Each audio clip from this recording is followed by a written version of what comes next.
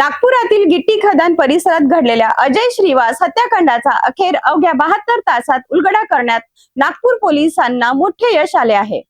पत्नीने पाठवलेल्या घटस्फोटाच्या नोटिशीच्या रागातून पत्नीनेच रचला होता हा रक्तरंजित कट।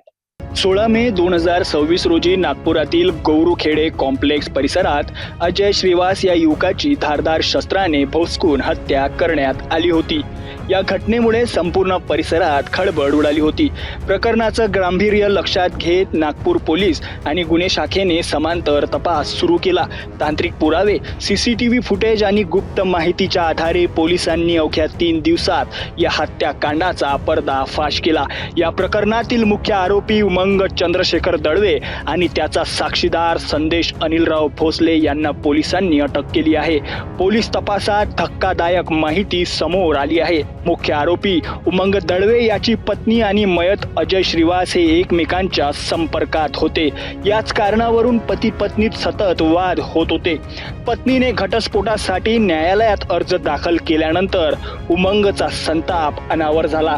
अजय श्रीवास याच्यामुळेच आपले घर उद्ध्वस्त झाले अशी समजूत करून आरोपींनी हत्या करण्याचा कट रचल्याचं तपासात उघड झालं आहे। पोलिसांच्या माहितीनुसार आरोपींनी तब्बल 14 दिवस अजय श्रीवास याची रेकी केली। त्याच्या येण्या जाण्याच्या वेळा, रस्ते आणि हालचालींवर सतत नजर ठेवण्यात आली। अखेर 16 मे रोजी संधी साधून आरोपींनी अजयवर धारदार शस्त्राने जीवघेणा हल्ला करत त्याची हत्या केली। या संपूर्ण कारवाईत गिट्टी खदान पोलीस, क्राईम ब्रांच युनिट 2 आणि सायबर सेलच्या पथकानं महत्त्वाची भूमिका बजावली। डिजिटल पुरावे, तांत्रिक विश्लेषण आणि गोपनीय माहितीच्या आधारे आरोपीपर्यंत पोहोचण्यात पोलिसांना यश आलंय।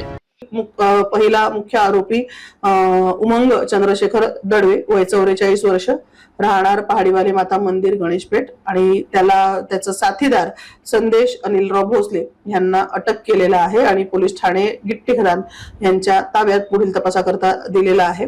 यातील आरोपी क्रमांक 2 याला काल रोजीच अटक करण्यात येऊन पोलीस स्टेशन गिट्टी खदान यांना हँडओव्हर केलेला आहे। मुख्य आरोपी उमंग याला आज मोठ्या शिताफीने अटक करण्यात आलेली आहे। प्राप्त घटनास्थळावरील पुरावे तसेच इतर डिजिटल पुरावे आणि गोपनीय माहिती, तांत्रिक पुरावे यांच्यावरनं केलेली आहे। पत्नीच्या घटस्फोटाच्या निर्णयामुळे निर्माण झालेला संताप आणि त्यातून घडलेले हे थरारक हत्याकांड अवघ्या 72 तासात या गुन्ह्याचा उलगडा करून नागपूर पोलिसांनी मोठे यश मिळवले आहे।